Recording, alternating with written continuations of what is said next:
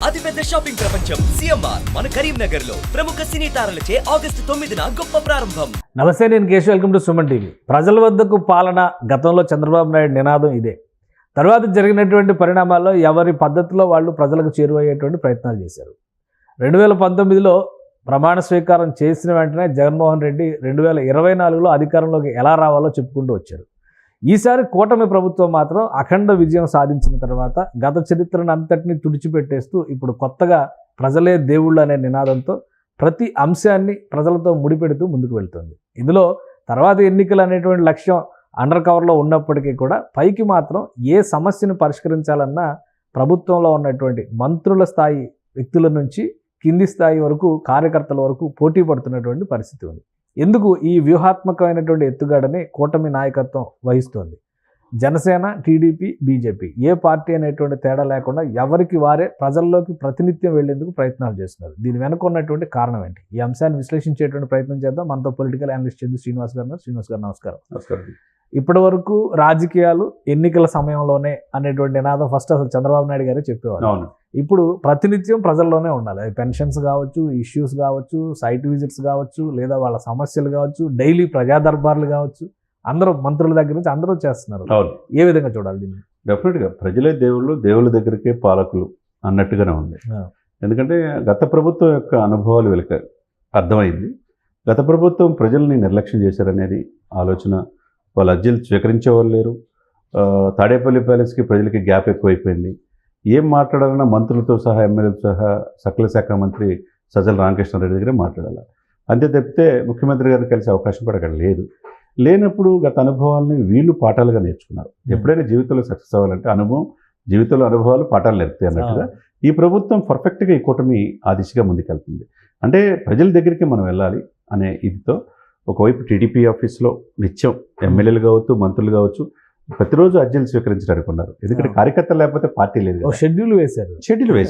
Schedule ఇద్దరిద్దరు ఉండి అందుబాటులో ఉండి వాళ్ళు అర్జీలు స్వీకరించి ఎప్పటికప్పుడు త్వరితగతిన మనకి మన అర్జీలు స్వీకరిస్తారు, మన సమస్యలు పరిష్కారం అవుతాయి అనే భావన వాళ్ళు వెళ్ళినప్పుడు ఒక మంచి సైన్ వెళ్ళింది కదా. ఇప్పుడు ప్రగతి భవన్లో ప్రజలకి దూరం అయిపోయింది. ఇక్కడ ప్రజాభవన్ చేయాల్సి వచ్చింది. ప్రజాభవన్ చేశారు, జ్యోతిరాపల్లి పేరు పెట్టారు. నిత్యం ప్రజలకి అక్కడ ఉన్న మంత్రులు కావచ్చు అందుబాటులో ఉంటున్నారు. ఒక మంచి సరికొత్త పాలన. అదేవిధంగా ఆంధ్రప్రదేశ్లో కూడా వాళ్ళు రియలైజేషన్ కూటమి అయ్యారు. వీళ్ళు ఇప్పుడు అనుకుంటున్నారు మీరు రాబోయే 2029 ఎలక్షన్కే ఒక ఇదనేది నాంది పలికారనే మనం అనుకోవాలి.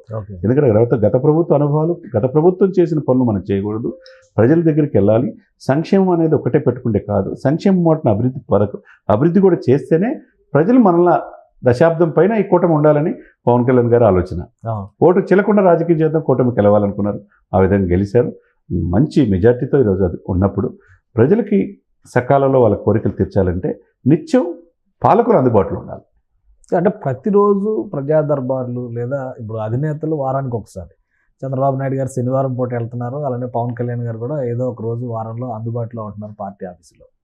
అన్ని సమస్యలు ఏముంటాయి? ఇది కేవలం వారిని కలవాలన్న ఆతృతతో వచ్చేటువంటి కార్యకర్తలకు సంబంధించినటువంటి వ్యవహారంగా మనం చూడాలా? నిజంగానే ప్రజల నుంచి సమస్యలు, వినతులు వస్తూ ఉంటాయి? డెఫినెట్గా సమస్యలు ఉంటాయి కదండి. ఇప్పుడు దీర్ఘకాలిక సమస్యలు ఉంటాయి. వాళ్ళ ఇంటి విషయాలు కావచ్చు, లేకపోతే నీటి సదుపాయాలు కావచ్చు, లేకపోతే గత ప్రభుత్వ నిర్లక్ష్యంగా వ్యవహరించి మా పట్ల దురుసుగా వ్యవహరించింది, మా మీద కేసులు పెట్టారని కావచ్చు, రకరకాల పారామీటర్స్ ఉంటాయి. పార్టీని నమ్ముకున్న వాళ్ళు కూటమి చాలా కష్టమైన పరిస్థితి నుంచి ఈ రోజున జగన్మోహన్ రెడ్డి గారిని ఓడించి ఈరోజు కూటమి వచ్చినప్పుడు గత 5 సంవత్సరాలు చేసిన పొరపాటుని ప్రజలు చెప్పుకోవాలని ఒక వేదిక కావాలి కదా. అందుకని పార్టీ ఆఫీస్, టీడీపీ ఆఫీస్ కావచ్చు, జనసేన ఆఫీస్ కావచ్చు, రెండు పార్టీల్లో వాళ్ళ పార్టీల మంత్రులు కావచ్చు, ఎమ్మెల్యేలు కావచ్చు, ఎమ్మెల్సీలు కావచ్చు, ప్రతిరోజు ఇద్దరు అందుబాటులో ఉండటం అనేది ఒక కొత్త ఇదికి, అంటే ప్రజలు మెప్పు పొందే విధంగా వీళ్ళు వెళ్తున్నారు అనుకోవాలి. అంటే పవన్ కళ్యాణ్ గారు డిప్యూటీ సీఎం హోదా ఇవి అన్నా కానీ అలానే సినిమా స్టార్గా కూడా ఆయనకు ఒక ప్రత్యేకమైనటువంటి ఆకర్షణ ఉంది, సెలబ్రిటీ స్టేటస్. సో ఆయన దగ్గరికి వెళ్తే సమస్యలు పరిష్కారం అవుతాయి అనేటువంటి ఒక నమ్మకం ఈ మధ్య కాలంలో జరిగింది. అంటే ఈ 2 నెలల కాలంలో ఆ నమ్మకం కలిగించగలిగారు అనేటువంటి ఇది ఉంది. ఇప్పుడు జనసేన పార్టీ ఆఫీసు, ఇటు టీడీపీ ఆఫీసు, అలానే బీజేపీ నాయకులు కూడా ప్రజా దర్బార్లు నిర్వహిస్తున్నారు.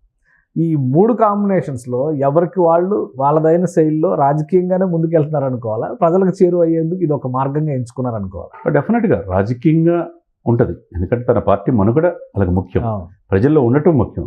రెండు, ప్రజలకి సేవ చేయాలన్న ఆలోచన, ప్రజల బాధ్యత అనేది వాళ్ళ మనసులో ఉండొచ్చు. ఏదైనా కానీ ప్రజల సమస్యలు పరిష్కరించాల్సిన బాధ్యత ఇప్పుడు కూటమికి ఉంటుంది. ఇప్పుడు బీజేపీ వాళ్ళు అర్జీలు స్వీకరించిన, జనసేన స్వీకరించిన, టీడీపీ స్వీకరించిన, ఒకరికొకరు ఏంటంటే కనెక్టివిటీగా ఎవరి బాధ్యత వాళ్ళు తీసుకోవాలి. ఇప్పుడు పాలనను గాడిలో పెట్టడానికి 4.5 దశాబ్దాల అనుభవం చంద్రబాబు నాయుడు గారిది. ఆ విధంగా ఆయన ముందుకెళ్తున్నారు, సెంట్రల్ నుంచి నిధులు తీసుకురావడంలో. అదే సమయంలో క్షేత్రస్థాయిలో కార్యకర్తలను ఉత్తేజపరచడానికి అటు టీడీపీ జనసేన సమన్వయం చేసుకుంటూ బీజేపీ వాళ్ళతో కలిసి దీర్ఘకాలిక, అంటే ఇప్పుడు తేజస్విని విషయంలో మనం చూసాం, 30,000 మంది ఆడపిల్లలు అదృశ్యమైన కేసులో 9 నెలలు కూడా ఎవరు ఐడెంటిఫై చేయలేండి. పవన్ కళ్యాణ్ గారికి అర్జీ ఒక తల్లి ఆవేదన చేస్తే మాచవరం పోలీస్ స్టేషన్లో 9 రోజుల్లో అమ్మాయిని, జమ్మూలో ఉన్న అమ్మాయిని ట్రేస్ అవుట్ చేశారు కదా. ఆ విధంగా. ఇకపోతే సుగాలి ప్రీతి గత ప్రభుత్వాల నిర్లక్ష్యం వల్ల వాళ్ళ కూతురు హత్యకు గురైంది. అది కూడా ఇమ్మీడియట్గా సిబిఐ వచ్చేటట్టు ఒక మాట ఇచ్చాడు.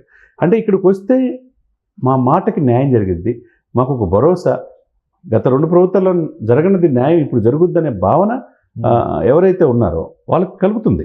కాబట్టి ఇప్పుడు త్వరితగతిన సమస్య పరిష్కారం అవటానికి ఈ 3 పార్టీలు ఒక వేదికగా ప్రజల ఫిర్యాదు. లోకేష్ గారు గల్ఫ్ బాధితుల్ని ఇట్లా దేశానికి తీసుకురా, అది కూడా గుడ్ మూవ్. వికలాంగులకి సంబంధించి అంటే దివ్యాంగులకి సంబంధించి ప్రభుత్వం ఇచ్చే సర్టిఫికేషన్లో వస్తున్న ప్రాబ్లమ్స్ని ఈ దర్బార్లోనే పరిష్కరించారు.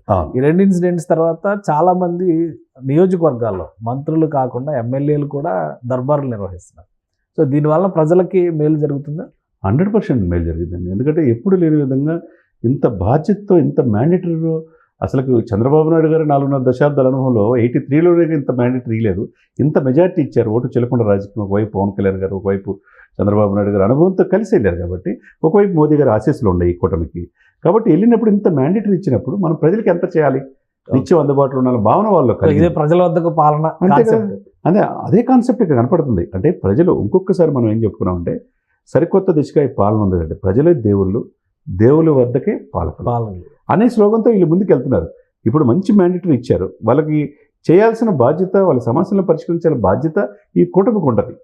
కూటమికి ఉండి ఎప్పటికప్పుడు సమస్యల్ని పరిష్కరిస్తూ ఉంటే ప్రజలు మనల్ని పొందగలుగుతారు. ఓకే, రాబోయే రోజుల్లో ఇది ఎలక్షన్స్ని టార్గెట్ చేస్తూ అప్పటి వరకు కంటిన్యూ అయ్యేటువంటి విధానంగానే మనం చూడాలి. డెఫినెట్గా నెక్స్ట్ స్థానిక సంస్థల ఎలక్షన్ జరుగుతాయి, జడ్పీటీసీ, ఎంపీటీసీలు ఇవన్నీ కూడా రాబోయే రోజుల్లో జరుగుతాయి. ఇప్పుడు ప్రధానంగా 11 సీట్లకే ప్రధాన ప్రతిపక్ష హోదా లేకుండా చేశారు.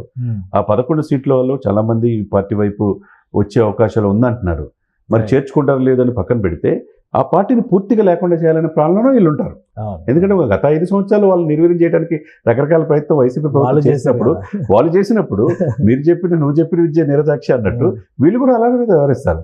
ఎందుకంటే మంచి పెరుగైన పాలన అంటే ప్రజల మనల్ని పొందడం అనేది చాలా కష్టమైనండి. ప్రజల్ని సాటిస్ఫై చేయడం మామూలు విషయం. మొదటి రోజు నుంచే మొదలు పెట్టారు. మొదటి రోజు నుంచి దేవన్ నుంచే మొదలు పెడతాం.